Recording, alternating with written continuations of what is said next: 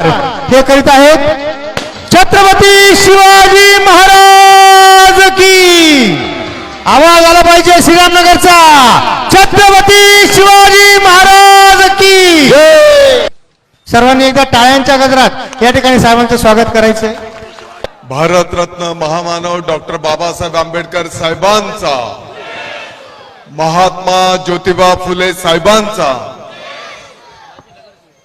आपल्या मालेगाव महानगरपालिकेच्या प्रभाग क्रमांक 9 शिवसेनेच्या अधिकृत उमेदवारांचा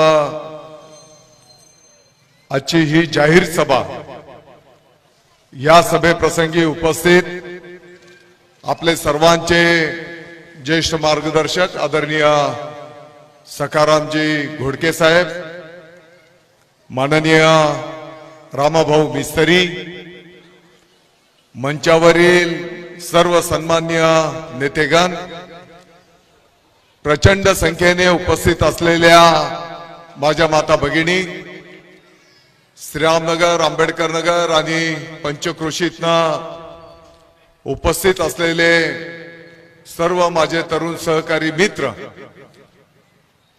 शिवसेनेचे सर्व सन्माननीय पदाधिकारी, उपस्थित बंधू आणि भगिनींनो, आजच्या सभेला बोलण्याच्या पूर्वीच या निवडणुकीच्या धामधुमीमध्ये आपल्या शिवसेनेच्या वतीने अनेक पदाधिकारी इच्छुक होते, तेही तेवढेच तोलामोलाचे आहेत, किंबहुना कमी अधिक प्रमाणात त्यांचंही मोठं समाजकार्य, पक्षाचं कार्य आहे। आणि मग अशा प्राप्त परिस्थितीमध्ये माननीय रामाभाऊ मिस्त्री त्यांनी सूचना त्यांच्या स्वतःहून निर्णय केला आणि त्या ठिकाणी एक जबाबदार नेता म्हणून या ठिकाणी प्रचाराची धुरा माननीय रामाभाऊ मिस्त्री यांनी स्वीकारलेली आहे। माननीय प्रकाशजी बडांगे तेही इच्छुक होते आणि पक्षाने निर्णय केला आणि पक्षाच्या सोबत आजही ते या ठिकाणी पॅनलचं नेतृत्व करतायत। मी आपल्याला आश्वस्त करू इच्छितो की येणाऱ्या काळामध्ये पक्षाच्या हातामध्ये जशी संधी उपलब्ध होईल त्याप्रमाणे दिलेल्या शब्दांचं पालन केलं जाईल, हे पण मी या ठिकाणी नम्रतेने सांगू इच्छितो। आज या ठिकाणी बोलत असताना मला कळालं की आपल्या श्रीरामनगर मध्ये काल काही सभा झाली का कोणाची, मला माहिती मिळाली की इथं जेवढे खाली बसलेले आहेत एवढी सुद्धा उपस्थिती कालच्या सभेला नव्हती। आणि हा प्रचंड जनसमुदाय बघितल्याच्या नंतर मला विश्वास आहे प्रभाग क्रमांक 9 चे चारीच्या चारी उमेदवार धनुष्य बाणाचे तुमच्या सर्वांच्या आशीर्वादाने निवडून येतील, हा मला विश्वास आहे। प्रभाग क्रमांक 9 मधून अ गटातून शिवसेनेचे आपले उमेदवार आहेत नितीनजी निंबा झालटे, ब गटातून आपल्या उमेदवार आहेत आदरणीय लताताई सखारामजी घोडके, आपले क गटातले उमेदवार आहेत माननीय आयरे मीनाताई दिनेश, आणि ड गटातून नरेंद्र उर्फ नरुशेठ जगन्नाथजी सोनवणे। ओळख आहे? या निवडणुकीला सामोरं जात असताना आपण जनतेच्या दरबारामध्ये विकासाचा अजेंडा घेऊन जातो आहोत। यापूर्वी काय काय कामं केली, भविष्यामध्ये आपल्याला काय कामं करायची आहेत, हे मुद्दे घेऊन आपण जनतेच्या दरबारात जातो आहोत.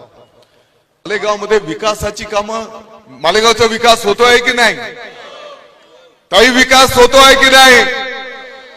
अगदी हा रस्ता असेल, मालेगाव शहरातले सगळे रस्ते असतील.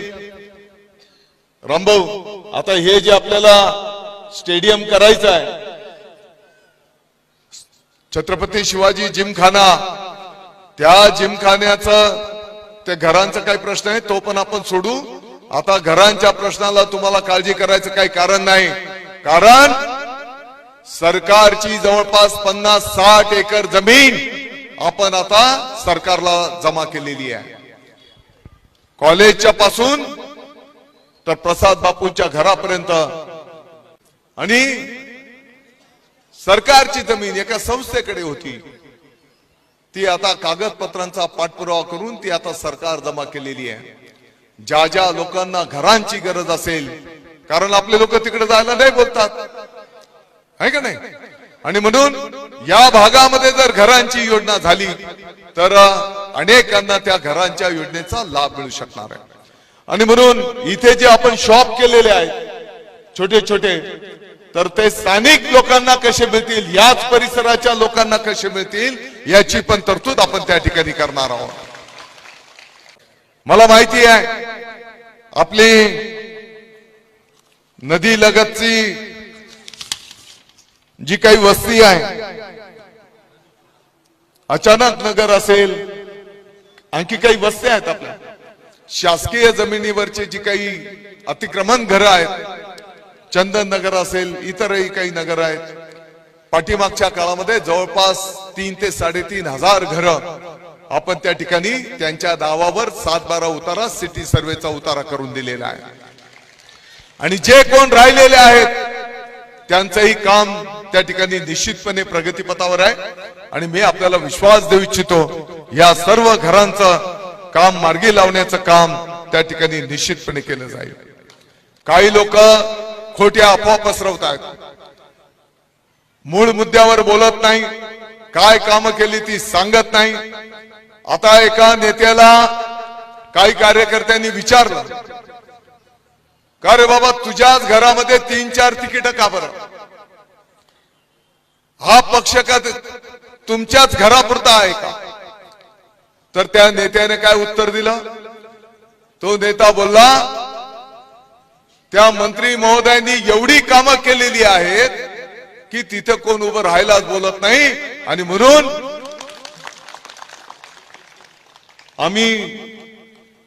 आम्हाला बळजबरीने उभं राहावं लागत आहे, आम्ही बलिदान करतो आहोत. बलिदान शब्द वापरला. मी बोलो चला, तू हे तर मान्य केलं की कमीत कमी मालेगाव मध्ये विकास होतो आहे. खरं म्हणजे सारंग असेल आणि इथल्या सर्व शिवसैनिक पदाधिकाऱ्यांचं, त्यातल्या त्यात युवा पदाधिकाऱ्यांचं मी आपल्याला विनंती करेन की टाळ्या वाजून त्यांचं अभिनंदन करा. अनेक शासनाच्या योजना असतात, परंतु कोणत्याही योजनेचा लाभ त्याच्या कागदपत्रांची पूर्तता केल्याशिवाय मिळत नाही. आणि म्हणून हजारो लाभार्थ्यांना कागदपत्रांची पूर्तता करून कोणाचा पगार चालू करायचा असेल, कोणाला कामगाराचं साहित्य देण्याचा विषय असेल, कोणाचं रेशन कार्ड असेल, अशी अनेक चांगली कामं या शाखेच्या कार्यालयाच्या माध्यमातून त्या ठिकाणी झालेली आहेत. आणि अनेक कार्यक्रमांना मला सुद्धा त्या ठिकाणी येण्याची संधी त्या ठिकाणी निश्चितपणे मिळालेली आहे. एक चांगलं झालेलं आहे, समोरचे जे काही आता आपल्या शिवसेनेच्या विरोधात आहेत, तुम्हा सर्वांना माहिती आहे की पहिले काही समोरून डायरेक्ट विरोधात होते, काही अंडरग्राऊंड होते. अनेक लोक बोलतात दादा भाऊ चांगलं होईना, आता एकच पट्टा बाजार सगळ्याचे संपाडी टाकू.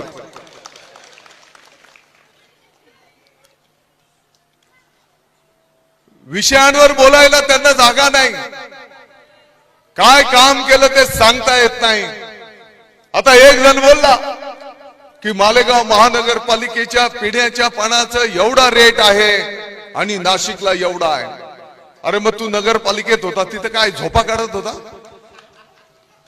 मग तिथं करायला पाहिजे होतं ना, महानगरपालिकेमध्ये सांगायला पाहिजे होतं की नाही हा रेट जास्ती आहे, कमी करा. काही लोक बोलतात ड्रेनेजचं असं झालंय तसं झालंय. आता ड्रेनेजचं डिझाईन करणं हे काय दादा भुसे करतो का? इंजिनियर करतात. आणि ज्या पद्धतीने किती घरं आहेत, किती संख्या आहे, किती पाण्याचा वापर होतो, त्या पद्धतीने ड्रेनेजचं डिझाईन इंजिनियर करतात. कुठं काही आपली सूचना असेल तर आपण करू शकतो, परंतु नाही. आता एक जण बोलला की मालेगावच्या MSEBचं खाजगीकरण दादा भुसेच्या काळात झालं. आता ही वस्तुस्थिती आहे की तुमच्या आशीर्वादाने दादा भुसे आता ही 5वी टर्म तुमच्या आशीर्वादाने निवडून येतो आहे. आता खाजगीकरण झालंय. खरं म्हणजे मी राजकारण करू इच्छित नाही, टीका टिप्पणी करू इच्छित नाही. यांनी विधानसभेच्या काळामध्ये अतिशय खालच्या पातळीवर प्रचार केला होता, तुम्हाला सर्वांना माहिती आहे. खूप बोंबा मारल्या, खूप ओरडले. आम्ही काय बोललो नाही, आम्ही केलेली काम आणि उद्या काय काम करायचं एवढंच बोललो. तरी या शहराच्या आणि तालुक्याच्या जनतेने मालेगावला इतिहास घडवला. 1,06,000 मतांचा लीड आपल्या धनुष्यबाणाला तुमच्या सर्वांच्या आशीर्वादाने दिला, हे आपल्याला माहिती आहे. या सर्व गोष्टींच्या सोबत सुरक्षित मालेगाव हे सुद्धा तेवढीच महत्वाची गोष्ट आहे. माझ्या माय भगिनींचा सन्मान असला पाहिजे. खऱ्या अर्थाने हीच आपल्याला छत्रपती शिवाजी महाराजांनी शिकवण दिलेली आहे. मला जर विचाराल मालेगाव मध्ये आणखी काय चांगली कामं झाली, क्रांती ज्योती सावित्रीबाई फुले अभ्यासिका असेल, महात्मा गांधीजींच्या पुतळ्याच्या जवळची छत्रपती शिवाजी महाराजांच्या स्मारकाचं नूतनीकरण असेल, आणि आपल्या सर्वांचं मानबिंदू भारतरत्न महामानव आंबेडकर साहेबांचा पूर्णाकृती पुतळा असेल. मला वाटतं की गेल्या अनेक वर्षांच्या पासून आपण सर्वांनी जे स्वप्न पाहिलं होतं ते स्वप्न पूर्ण करण्याचं भाग्य आपल्या सर्व मालेगाव वासियांना त्या ठिकाणी मिळालेलं आहे. आणि म्हणून मी आपल्याला कळकळीची विनंती करणार आहे की कोणत्याही खोट्या भूल थापांना आपण बळी पडू नका. पॅनल टू पॅनल धनुष्यबाण, पॅनल टू पॅनल धनुष्यबाण, एक इकडे एक तिकडे असं करण्याच्या भानगडीत आपण पडू नका. आता काही लोकांनी शिवसेनेचे धनुष्यबाणाचे मत कमी करण्याच्यासाठी खड्डे खोदले होते. आपल्या शेजारचं कॅम्पचा जो वार्ड आहे 10 नंबर तिथे क्रांतीनगर एका मुलाला उभं करून दिलं. कारण का की तो काही मतं खाईल, जी मतं त्यांना मिळणार नाही, जी धनुष्याला मिळणार आहेत त्याच्यासाठी ती मतं खाण्यासाठी त्याला तो आसिफ शेख आहे का पुढचं माहित नाही मला, पण आसिफ नाव आहे त्याचं. आसिफ नावाच्या मुलाला उभं केलं. परंतु जेव्हा त्या क्रांतीनगरला समजलं, सर्व क्रांतीनगरने बैठक घेतली आणि आसिफला सांगितलं असं चालणार नाही, तुला माघार घेऊन धनुष्यबाणाला पाठिंबा द्यावा लागेल. म्हणजे खड्डा दुसऱ्याला खोदायला गेले, त्या खड्ड्यामध्ये अशी ही लोक आहेत. आणि म्हणून मी आपल्याला कळकळीची विनंती करणार आहे, संगमेश्वर, श्रीरामनगर, आंबेडकर नगर परिसराच्या साठी जी जी काही विकास कामं झाली, पूल असेल, भुयारी गटार असतील, रस्ते असतील, स्मशानभूमी असेल, ही सर्व कामं आपल्या समोर आहेत. संगमेश्वर मध्ये पण अनेक विकास कामं झाली, ही सर्व आपल्या समोर आहेत. आणि म्हणून मी आपल्याला जाता जाता एवढीच कळकळीची विनंती करेन, जर खऱ्या अर्थाने आपल्याला या शहराच्या विकासाचा रथ याच गतीने पुढे न्यायचा असेल तर धनुष्यबाणाशिवाय दुसरा पर्याय नाही. आणि म्हणून मी आपल्या सर्वांना विनंती करणार आहे, धनुष्यबाण तुम्हाला 4 मतं देण्याचा अधिकार आहे. तर ताई माझी आपल्या सगळ्यांना विनंती आहे, 4 मतं देण्याचा तुम्हाला अधिकार आहे आणि 4ही मतं धनुष्यबाण बघायचं, बटन दाबायचं, धनुष्यबाण बघायचं, बटन दाबायचं, दुसऱ्या मशीनवर पण धनुष्यबाण बघायचं, बटन दाबायचं, धनुष्यबाण बघायचं आणि बटन दाबायचं. आपली निशाणी, अरे आपली निशाणी, अरे खींच के तान, खींच के तान. मला वाटतं की कानाकोपऱ्यातून कोणीतरी कानोसा घेत असेल, लपून छपून पाहत असेल. आज रात्री तर त्याची झोप उडाल्याशिवाय राहणार नाही.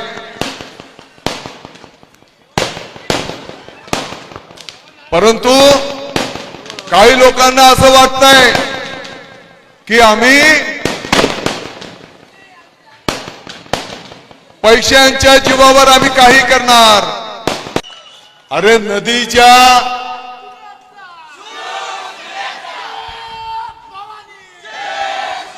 जेव्हा नदी वाहत असते,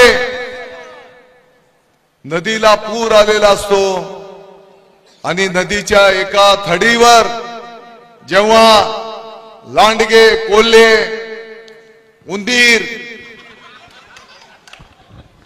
जेव्हा जमलेले असतात, तेव्हा आपण समजायचं की नदीच्या दुसऱ्या थडीला वाघ उभा आहे.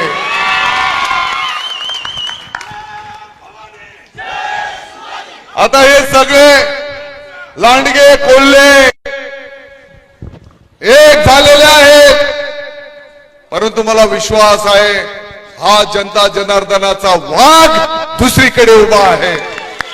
दादा भाऊ तुम आगे बढ़ो, दादा भाऊ तुम आगे बढ़ो.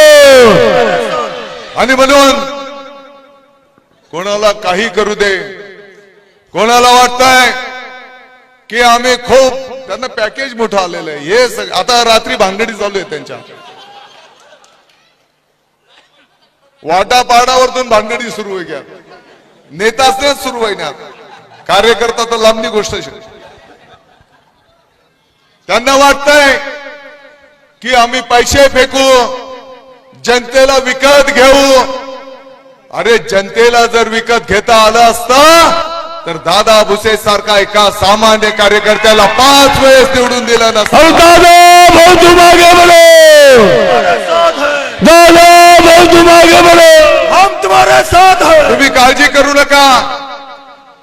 आता आपल्या मालेगाववर शिक्षण विभागाची जबाबदारी आहे.